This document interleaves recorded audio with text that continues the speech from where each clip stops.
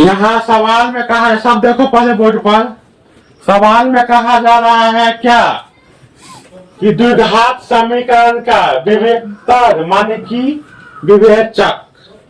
यहाँ पर विवेकतर का मतलब क्या होता है?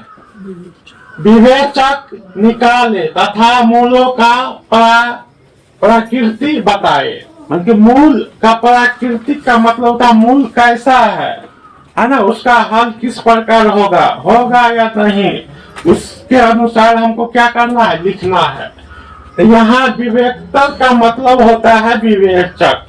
यहाँ विवेकतर का मतलब क्या होता है? विवेचक है ना, क्या होता है? विवेचक। इसका हम निकालेंगे। कैसे निकालेंगे चलिए हम देखते हैं। सवाल पर अच्छा से यहाँ पर देखो, सवाल हमें ये दिया गया है, कह रहा है द्विघात समीकरण का विवेकतर कर और निकाले तथा मूल का प्रकृति बताइए। तो विवेचक को हम क्या कहते हैं? विवेचकर, है ना। यहाँ पर क्या है? यहाँ पर क्या है? ए का मान क्या है? 4। बी का मान क्या है? -12। सी का मान क्या है? -9। यही है ना। अच्छा, अब हम बोल रहे हैं विवेचकर और विवेचक का फॉर्मूला क्या होता है? विवेचक या विवेचकर का फॉर्मूला क्या होता है? D = B² - 4AC, है ना। D बराबर हो जाएगा, B का मान कितना है? 12 के -12 के होल स्क्वायर -4। A का मान कितना है? गुने 4। और C का मान कितना है? गुने -9। D बराबर क्या हो जाएगा?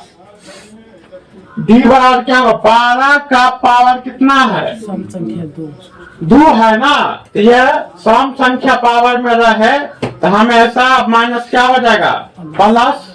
तो ऐसा भी 12 गुने -12 करेंगे तो माइनस क्या हो जाएगा? प्लस। और 12 का अंक 12 में पढ़ेंगे तो कितना हो जाएगा? 144। यहाँ माइनस प्लस। 4 चौका 16 नमा कितना होगा? 144। 144 है ना। क्या आ गया? 144। दोनों क्या करेंगे? दोनों को जोड़ देंगे ना। तो जोड़ेंगे कितना होगा? 288 हो जाएगा ना। तो 2 से 88 हो गया। तो D से मान क्या हो रहा है? ज्यादा आ रहा है। तो हम क्या फार्मूला लिखे हैं? जब D का मान क्या होगा? 0 से क्या हो जाएगा? अधिक। यही पूछ रहे हैं ना। जब D का मान 0 से क्या हो जाए? अधिक। 0 का यहाँ D का मान यही है ना। D का मान 0 से क्या आ रहा है? बैठाओ ना यहाँ पर D के जगह ये पूरा मान बैठाएंगे तो 0 से क्या आ रहा है? तो ये क्या कहलाएगा? बताओ। वास्तविक और असमान। वास्तविक और असमान नहीं है। चलो अब असमान आ गया। तो यही हो हमें प्रकृति। तो इसका प्रकृति क्या हो जाएगा? वास्तविक और असमान। यही ना। मूल का प्रकृति क्या हो जाएगा? वास्तविक और असमान। इसका हल होगा तो होगा।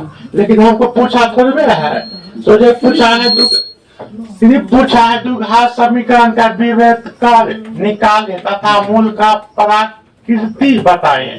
तो प्रकृति हम बता दिए। मूल क्या है?